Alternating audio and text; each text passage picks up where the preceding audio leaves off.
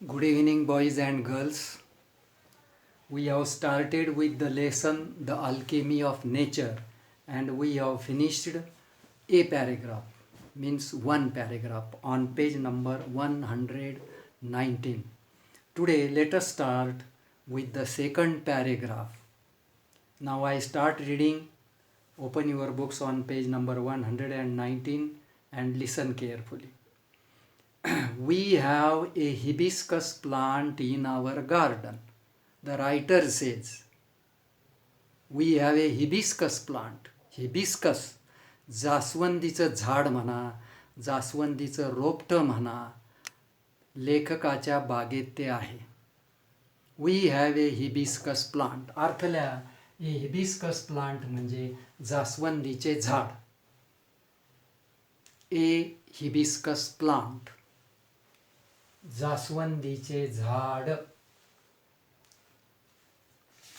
तुम्ही हिबिस्कस ऐकलं असेल. ही लेखिका म्हणते आमच्या बागेत जास्वंदीचं झाड आहे. आता तिने काय एक्झाम्पल दिलं ते परत पहा. We have a hibiscus plant in our garden. Every fortnight a flower blooms on it. दर 15 दिवसांनी त्याच्यावर एक फूल उमलतं. अर्थल्या टू ब्लूम म्हणजे उमलणे. To Bloom, उमलणे. आता इथे फोर्टनाईट शब्द दुसऱ्यांदा लिहिलाय, मागे एकदा लिहिला होता. ए पिरियड ऑफ 15 days, हे पण लिहिलं पाहिजे. ए फोर्टनाईट, ए पिरियड ऑफ 15 days, 15 दिवसाचा कालावधी. आणि टू ब्लूम म्हणजे उमलणे.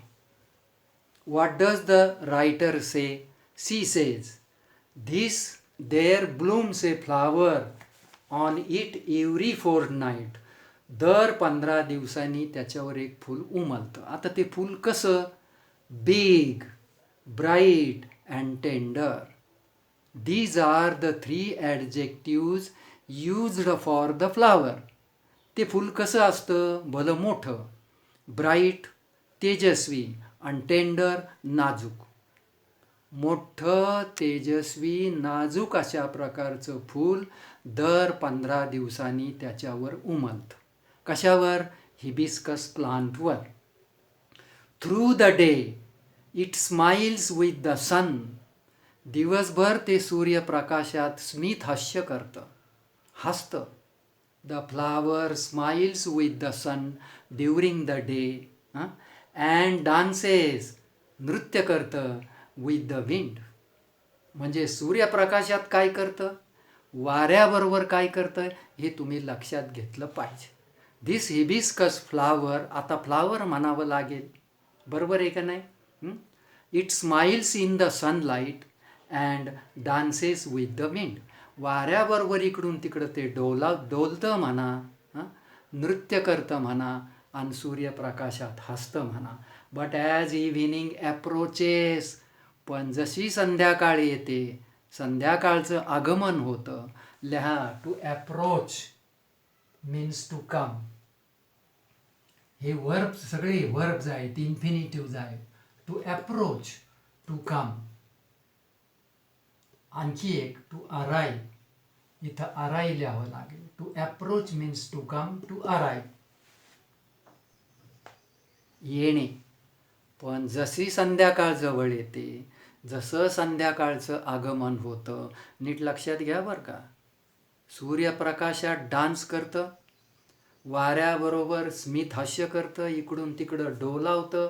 But as the evening approaches, as the evening comes near, as the evening arrives, आणि जसं संध्याकाळचं आगमन होतं, काय होतं त्याच्यामध्ये बघा.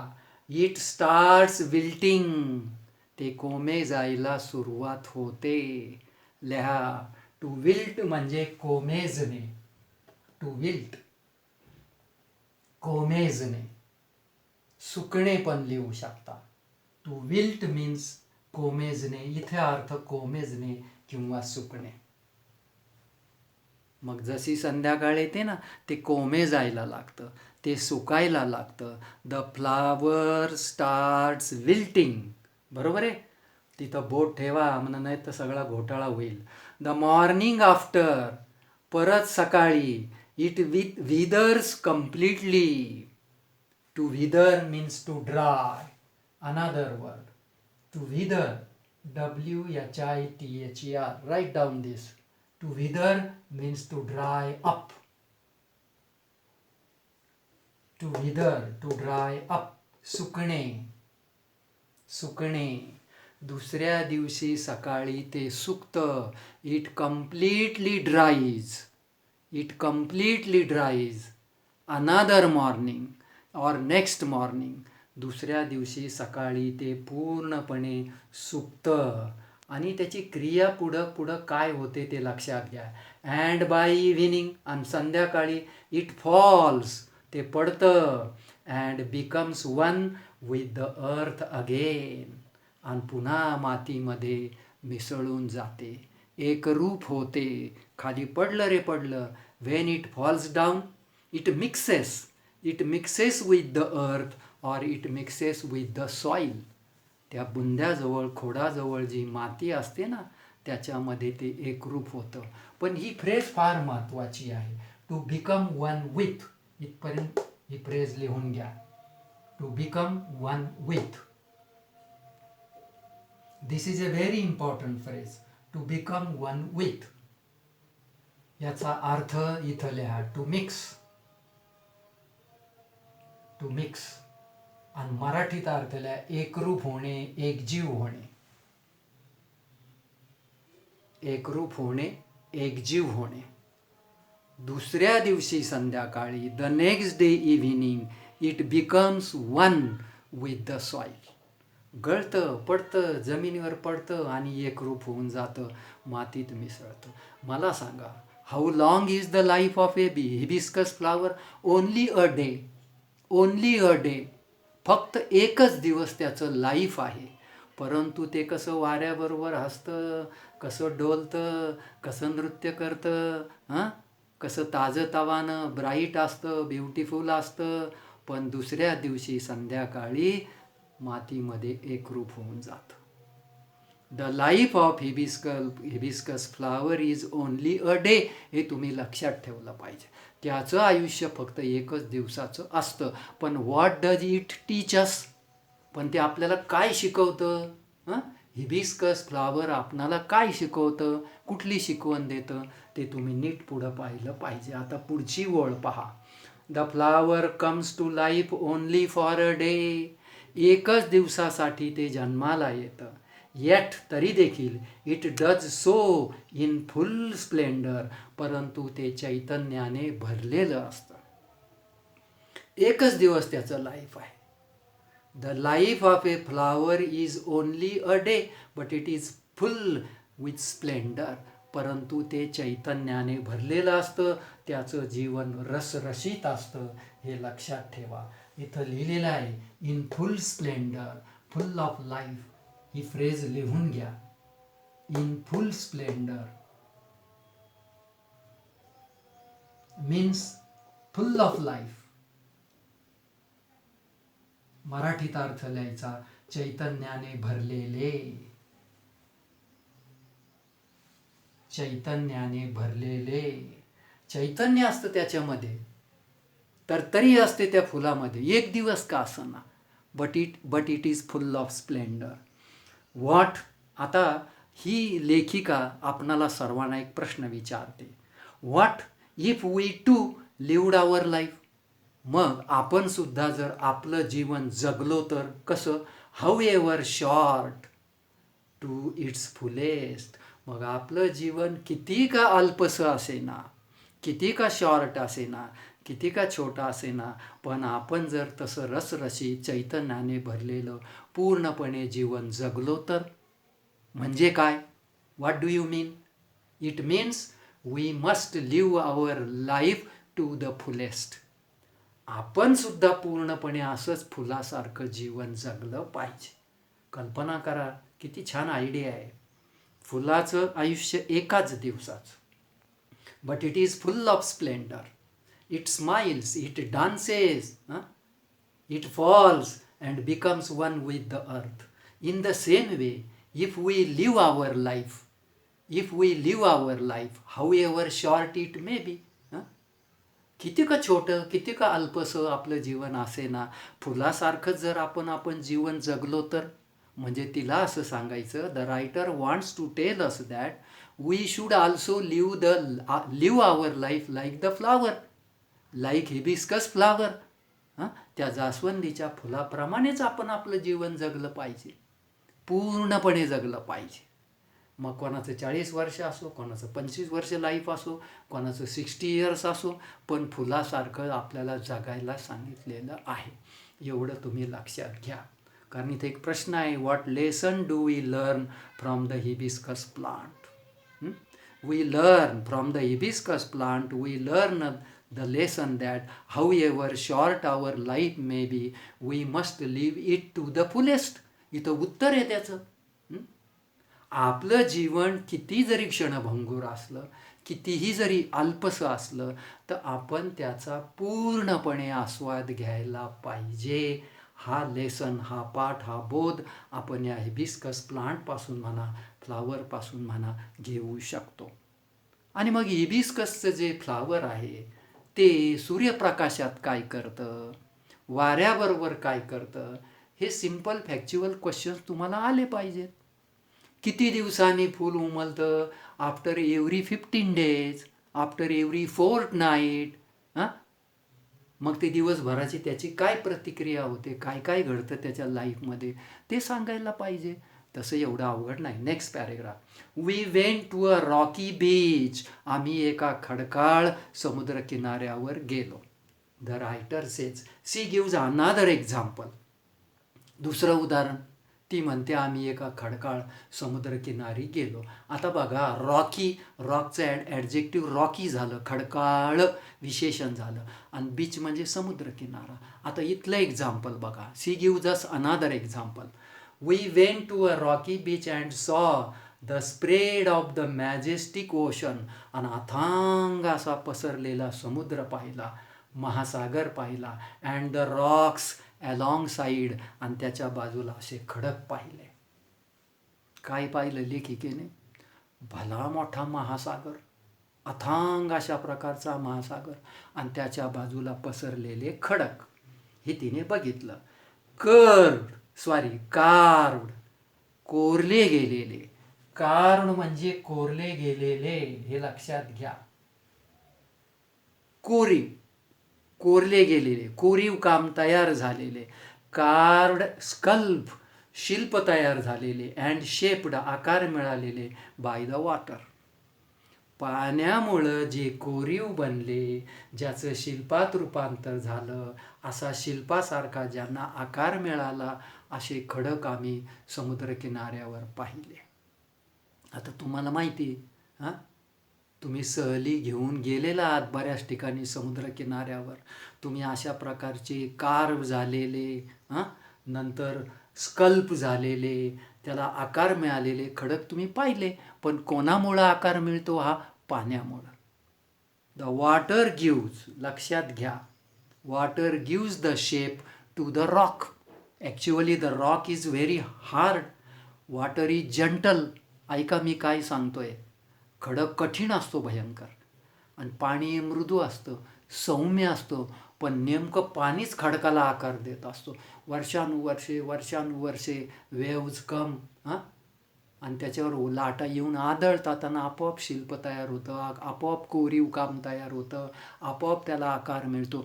तिचं एक्झाम्पल द्यायचं कारण काय आहे ते मी पुन्हा एकदा परत वाचतो. We went to a rocky beach and saw the spread of the majestic ocean and the rocks alongside, carve, sculpt and shape by the water. Water is so gentle, पाणी खूप मृदू असतं, कोमल असतं. रॉक सो हार्ड, आणि खडक मात्र भयंकर कठीण असतो. येट, तरी देखील, as the water flows over it every day for years, the rock gives in. वर्षानुवर्षे त्याच्यावर पाणी आदळत येऊन असल्यामुळे the rock changes it's form. खडक आपला आकार बदलतं. त्यामुळे हा शब्द इथं 2 शब्द फार महत्त्वाचे. जंटल याचा अर्थ खाली लिहायचा, कोमल, आणि त्याच्या अपोजिट वर्ड हार्ड, कठीण. हे खाली अर्थ लिहायचे. जंटल मृदू, कोमल, सौम्य, तिन्ही अर्थ, मृदू, कोमल, सौम्य, आणि हार्ड म्हणजे कठीण. For years the water comes over the rock. अनेक वर्षानुवर्षे पाणी सौम्य जरी असलं त्याच्यावर येऊन आदळतं. आणि याचा अर्थ लिहा, to give in. To give in, the rock gives in. To give in म्हणजे टू चेंज, बदलणे. To change, to give in means to change, बदलणे. आता खडकात रूपांतर बदलतं, खडकात बदल होतो. बघा, परत एकदा बघा, काय मी वाचतो, ऐका. ॲज द वॉटर, ही ओळ पहा. As the water flows over it every day for years the rock gives in. खडक आपला आकार बदलतं. The rock changes its shape. काय बोलतो मी, परत ऐका. The rock changes its shape. It takes the shape. ते आकार घेतं. That the water commands. पाणी जसा देईल तसं आपलं खडक रूप बदलत असतं. जसं पाणी सांगेल असंही म्हणता येईल, तसं खडक आपला आकार बदलत असतं. आवर प्रॉब्लेम्स आर सो कॉलसॉल. कॉलसॉल, कॉलसॉलचा अर्थ लिहा. कॉलसॉल म्हणजे मेनी. कॉलसॉल याचा उच्चार आहे कॉलसॉल. मेनी इथं डबल लिहिलं आहे. टू कॉलसॉल म्हणजे मेनी, COLOSSAL. कॉलसॉल, मेनी, अनेक. आता आपल्या समस्या अनेक आहेत, आपले प्रॉब्लेम्स कितीतरी आहेत. वी हॅव मेनी प्रॉब्लेम्स म्हणजे our problems are colossal and we are so small. आणि आपण तर खूप छोटे, बरोबर. येट, तरी देखील. इफ वी परसिस्ट, जर का आपण चिकाटी धरली, आपण जर टिकून राहिलो, तर काय होईल. लेखिकेला काय सांगायचं आहे, आपण यशस्वी हो. We will be succeeded. चिकाटी धरली पाहिजे. परसिस्ट शब्द बऱ्याच वेळा गेला. आपलं जीवन कितीही जरी छोटं असलं आणि समस्या मोठ्या असल्या, आपण चिकाटी धरली पाहिजे. We must persist, the writer says. आलं का लक्षात. तेव्हा या ठिकाणी या लेखिकेने 2 एक्झाम्पल्स दिलेले आहेत. Example number 1, it is the example of hibiscus plant म्हणा, हिबिस्कस फ्लावर म्हणा. Another example given by her is the example of the rock. The rock takes the shape as the water commands. जसं पाणी हे करेल त्याला तसा खडक आकार घेत असतं. आणि मग आपल्या जीवनामध्ये सुद्धा अनेक प्रॉब्लेम्स असतात.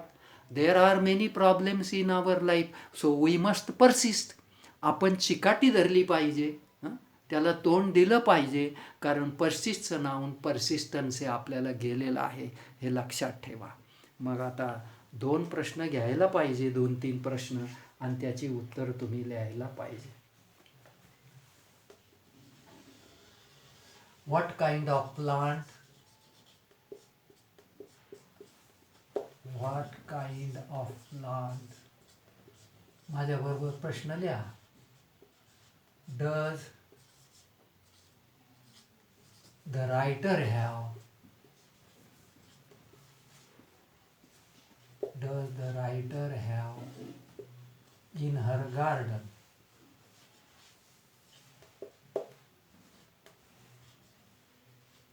This is question number 1.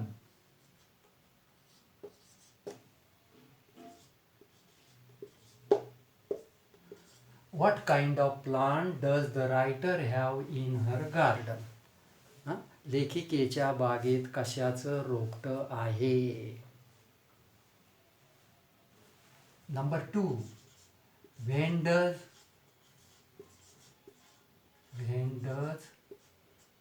the flower bloom? When does the flower bloom on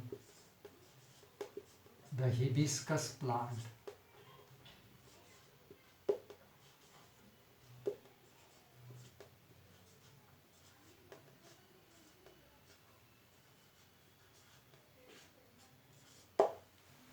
त्या जास्वंदीच्या रोपट्यावर कधी फूल उमलते? When does the flower bloom on the hibiscus plant? कधी उमलतं? तुमचं उत्तर एव्हरी फोर्टनाईट हेच असलं पाहिजे. एव्हरी फोर्टनाईट. बरोबर आहे. पुढचा प्रश्न. What smiles? What smiles? हा प्रश्न इथे दिलेला आहे. उजव्या हाताला वर आहे बघा. What smiles with the sun? What smiles with the sun? सूर्यप्रकाशात कोण स्मित हास्य करतं? And dances. And dances with the wind.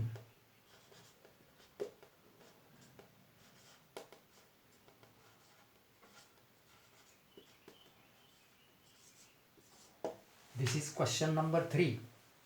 What smiles with the sun and dances with the wind?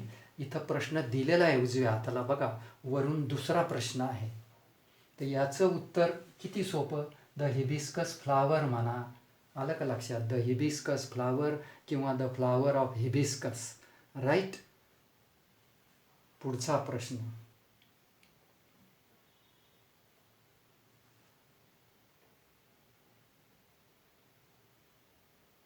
What does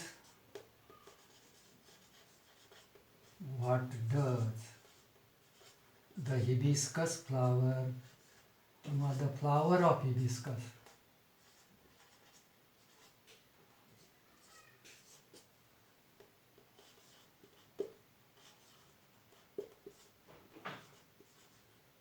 what does the flower of hibiscus do in the sun? काय प्रश्न विचारलाय तेवढंच उत्तर पाहिजे. बाकीचं उत्तर नको. सूर्यप्रकाशात हे फूल काय करतं? इन द सन विचारले त्यामुळे तेवढंच उत्तर द्यायचं. तर याचं उत्तर एका शब्दात नुसतं स्माइल्स आहे एवढं लक्षात ठेवा. दुसरं लिहिता येणार नाही. Dances smiles. वर वाऱ्याचं विचारलं तर डान्सेस येईल. ही तुम्ही काळजी घ्यायला पाहिजे. शेवटचा प्रश्न. How long. This is very important. How long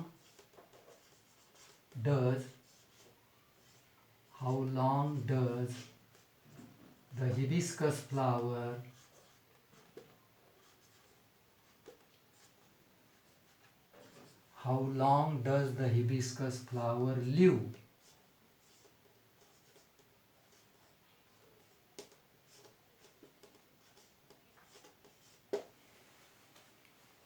How long does the hibiscus flower live? किती काळ हे जगतं, किती काळ राहतं? तुमचं उत्तर इथं फार सोपं आहे. A day. Only for a day. Only शब्द टाकला तर फार चांगलं. ओनली फॉर अ डे हे त्याचं उत्तर आहे.